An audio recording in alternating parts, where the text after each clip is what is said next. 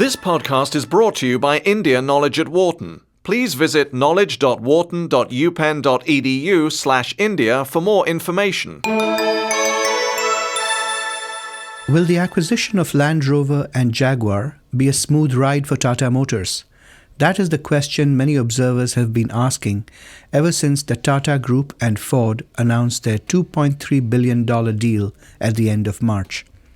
The takeover has been greeted with lots of jubilation, especially in India, because of the prestige of these marquee brands. On the other hand, skeptics have also been wondering how this acquisition fits in with the Tata Group's overall strategy. What can the Tatas do differently than Ford to ensure that the acquisition pays off? What major challenges will Tata Motors face in integration and marketing? To help us make sense of these issues, India Knowledge at Wharton interviewed John Paul McDuffie, a professor of management at Wharton and co-director of the International Motor Vehicles Program, and Harbir Singh, acting chair of the management department at Wharton and co-director of the Mack Center for Technological Innovation. Harbir and John Paul, thank you so much for joining us today. Glad to be here. So let's start with the question that's on everyone's mind. Does this deal really make sense? Economic sense. John Paul, do you want to start? Sure. It's a very fascinating deal, I think, for all the reasons that you highlighted. It's clearly not a deal that is trying to build economies of scale in just one business and just reach into new markets. It's quite a differently motivated deal. And for Tata, it's not the first time that they've reached for a brand with some prestige value as part of expanding their global visibility. So I think viewed as an acquisition that they intend to learn a great deal from, I think it could very well make sense. The exposure that they'll have to the high end of the auto business, which they know very well at the domestic end, and to the managing of this very prestigious brand, I think could offer a lot of learning opportunities. Harvey, just to follow up a little bit on the same issue, the Tatas do have the Indica, and they also recently launched the Tata Nano, the famous 1 lakh rupee car, or the $2,500 car. Do brands like the Jaguar and Land Rover really fit in with that overall portfolio? What's your sense of the fit? My sense is that the Tatas are trying to expand the portfolio in general, and these brands I don't think it's a question of the customer viewing Nano and Jaguar and Land Rover as all offerings of the same company. It's much more a question of, like Louis Vuitton, Moet Hennessy, having a set of brands and really doing the best you can for Land Rover and the best you can for Jaguar. And in terms of, the economic sense of the transaction, I think another way of looking at it is what's the replacement value of those brands, right? And clearly, whatever price they pay is much lower than the replacement value. So the real challenge here for them is to make sure that they can enhance Jaguar in its own terms and enhance Land Rover in its own terms. John Paul, do you agree? Yes, and Ford, of course, sold the companies because they're in deep financial distress and they really needed cash now.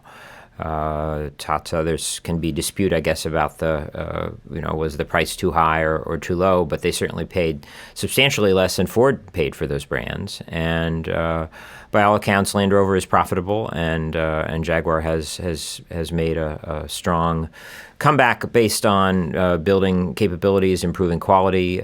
They have some interesting new products in the pipeline, so I do agree. So it's your sense that the Tatas did get a bargain, or did they overpay because this was a higher price than the market expected? Yeah, it's always very tough to know exactly, and there's always this kind of speculation at the time.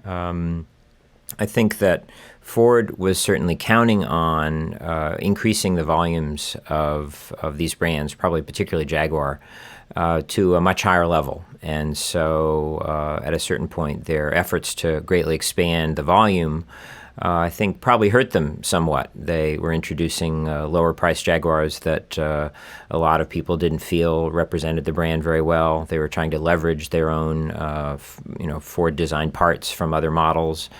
So I actually think managing it as a prestige brand from the base that Ford established should work well for the Tatas. And that appears to be their pattern with their acquisitions, that they, by and large, allow the management to keep doing what it's doing, and as I said, to look for opportunities to learn from these foreign acquisitions. Right. Some of the critics have been saying that for the Tatas, this was a deal motivated more by the desire to acquire marquee brands or iconic brands, almost like former colonials acquiring the the trappings of the former empire. Does that criticism make sense, or do you think this is a deal that is economically rational in business terms? Who knows about that motivation? There's certainly a kind of interest, I think, in the whole deal comes partly from all those associations. One of the other Tata deals that's gotten some attention is the acquisition of Tetley Tea, another British brand, and also of British Steel, the remains of British Steel. And so clearly investing in Britain has worked well for Indian companies. There were competing buyers, mostly private equity, sometimes in partnership with other auto companies, and both the unions and the suppliers of Jaguar and Land Rover very much preferred Tata. I suspect not because they're an Indian company, but because of their track record in the way they've managed acquisitions. They, by and large, have not done wide-scale layoffs. They have not done lots of consolidation. They've focused on leveraging the strengths and the capabilities they've acquired. So my comment on that is that it's important I agree with everything John Paul is saying. My comment is that it's important for the Tatas not to get distracted by the nationalism and those kinds of things, which are all inevitable and natural. And I think it's good. The pride is well placed. The pride in Tatas by Indian investors and others is well placed. But fundamentally, this transaction has to perform because this is a large transaction. I think it has a very good chance of performing. But I think it's important for them to not get wrapped in the overlay of national pride and British colonialism and all of those things. Well, I think that's an excellent point, Harbir, because as we know, Ford really had a tough time during the many years that it owned these brands. What could the Tatas do differently to make sure that the acquisitions pay off? Well, I think Ford, I think it's correct that Ford struggled quite a bit with these transactions. I think one of the issues that John Paul mentioned earlier was that Ford is in financial trouble. So if you were to think about Tata's approach to all of this, they could get a good price because it's a distress sale. And I mentioned market to replacement value, and it's a good chance that the $2.3 billion is well below replacement value because Ford bought Jaguar for a similar reason. They wanted that luxury nameplate, and Land Rover also is a very, very marquee nameplate, high-end nameplate. So from those points of view, market to replacement value, it makes a lot of sense. But we can also ask that based on these multiple bidders present, that what we will get is kind of almost an auction-like value, right? Except that it will, given that the bidders are all well informed and they've had access to the books, this is a private transaction, it's not a public transaction. I would think that 2.3 is probably a fair market value, and I say that obviously without access to the books. So looking ahead then, what can Tatas do differently? I think what Tatas can do differently is to manage the supply chain effectively and take advantage of their experience in managing manufacturing companies in England and in Europe, specifically with Chorus that they've had some experience with, and to preserve the sources of value where they are and enhance them where they are. So I think they should try that and not integrate quite as much as Ford and Jaguar did with the Jaguar X-Type and the Ford Lincoln counterpart. Right. Now, you've looked at other mergers that the Tata Group has done. Is it your sense that Tata Motors will try to integrate Jaguar and Land Rover with their other automotive operations? And if so, what do you think will be the major challenges involved? Yeah. Well, I think that they, just speaking of Tata's experience with M&A in general, they've as a group have shown a boldness in going beyond national boundaries and making rather visible transactions. I think each of the operating companies is very professionally run, and I think there's some opportunity for learning across. What does the Tetley acquisition tell the Tata Group about cross-border acquisitions, and what does the Chorus experience more recently tell them about manufacturing-based acquisitions? And I think they're going to try to transfer some of those learnings to Tata Motors, and I think that'll be very effective. John Paul, you have any comments on what challenges they might face and how they should tackle them?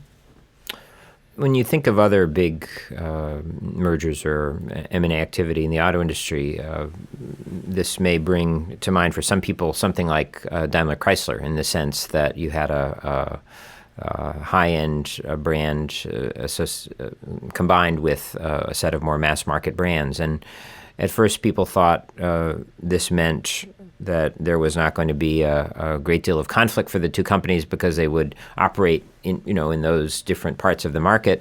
That quickly turned to criticism that they weren't achieving synergies from the deal, and towards the end of that somewhat ill-fated union, they were trying, in fact, to leverage more Daimler engineering and parts into Chrysler vehicles. And in the end, of course, it fell apart and Chrysler was sold. To me, there's such a huge range between the Tata domestic products and these luxury brands.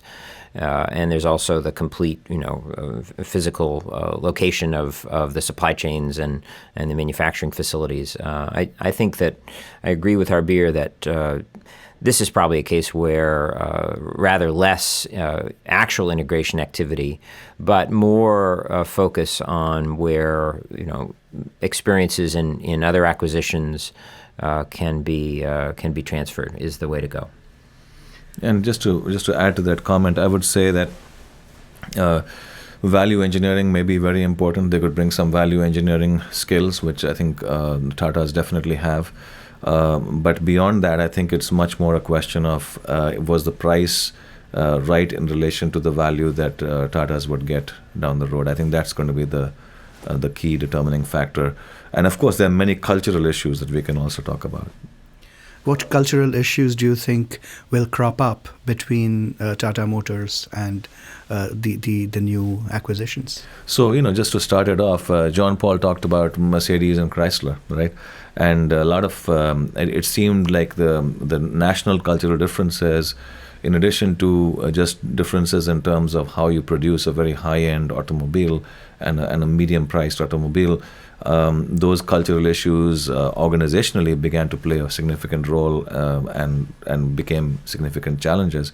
What Tatas needs to do is to avoid some of those dynamics. So I think they have to avoid nationalism from rearing its head, particularly in Jaguar and Land Rover from their end, because I don't think it is productive to have that.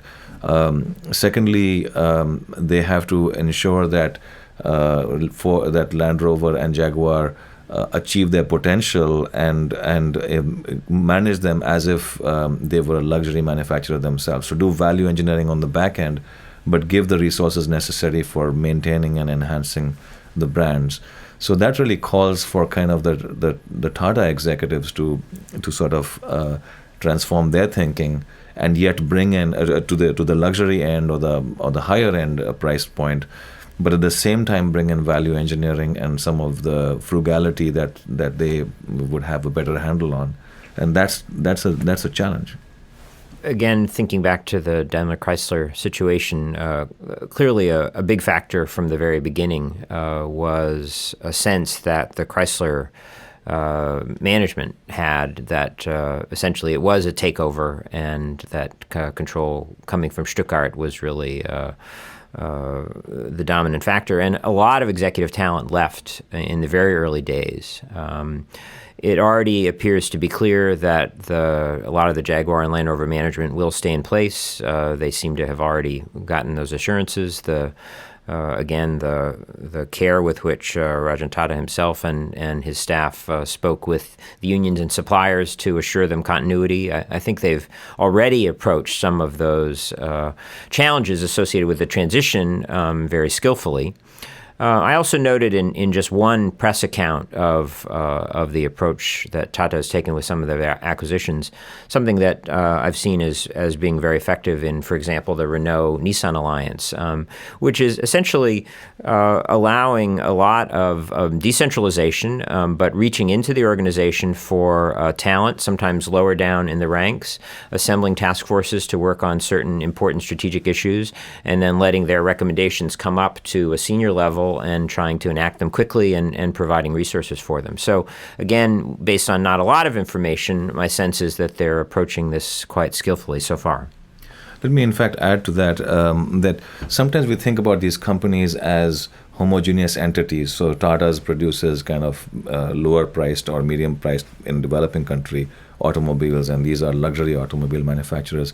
But I think I agree with John Paul's point that when you break it down to the operational level, and the automobile design groups and so on and so forth, the supply chain, there are a lot of commonalities in how you think about the engineering of these automobiles, and to try to develop task forces that can find the best of both practices and in fact transfer learning across organizational boundaries is entirely possible. And the Renault-Nissan example is an excellent one, where they actually went in and turned around Nissan. And everybody thought that it was very, very difficult to do. So that was a concrete example that actually can be emulated in this setting. So I think that's a great point. Right. Apart from the operational and cultural issues, there's also a marketing challenge that Tatas will face. How do you think that should be tackled? First of all, I think we've... our basic stance is that a lot of the management of those brands should probably continue without a great deal of change. This is a new area for Tata to learn from. I noticed one quote from Shakur Kapoor, the director of the two movies about Queen Elizabeth, who lives in London, and he talked about a sense of pride that he felt at hearing about this acquisition. And so there probably is an opportunity, I wouldn't say to play to nationalism per se or to this colonial reversal kind of angle, but in fact to market to successful Indian expatriates around the world, perhaps in India as well, but I think particularly in countries around the world that's a desirable market, and there's some opportunities there. I would agree with that as well. I think if you think about the Tata Group as a whole, on one hand, the challenges are that you don't want to dilute the nameplate of Jaguar and Land Rover with the lower cost kind of imagery. But Tata as a group has marketed luxury products as well. I mean, they have jewelry division that's very successful. I'm not suggesting they use the jewelry kind of approach, but they certainly have the diversity of perspective within the group to more than tolerate luxury products and brands. So, and if you look at Tata, if you look at Tetley Tea, most people don't associate that with the Tata ownership outside of India. And Tetley has thrived as a brand. So I can see them replicating that kind of approach where we keep the brand intact and we keep the management largely intact, but we try to infuse knowledge where we think there is something beneficial to infuse into this domain. Right. Let me conclude by asking one final question to both of you. If Ratan Tata, the head of Tata Sons and Tata Motors, were in the room with us right now, what advice might you give him? I think I would emphasize two things that have been themes here. One is focus and not being distracted. There is a need to extract value from this, and that will largely depend on being very focused at finding what it takes to make Jaguar and Land Rover succeed on their own terms. Kind of grander schemes that involve trying to leverage these brands across the rest of their portfolio, I think probably don't make a lot of sense at this point. But secondly, the theme of learning. I mean, I think that already appears to be a thrust of some of the emerging market multinationals, that when they acquire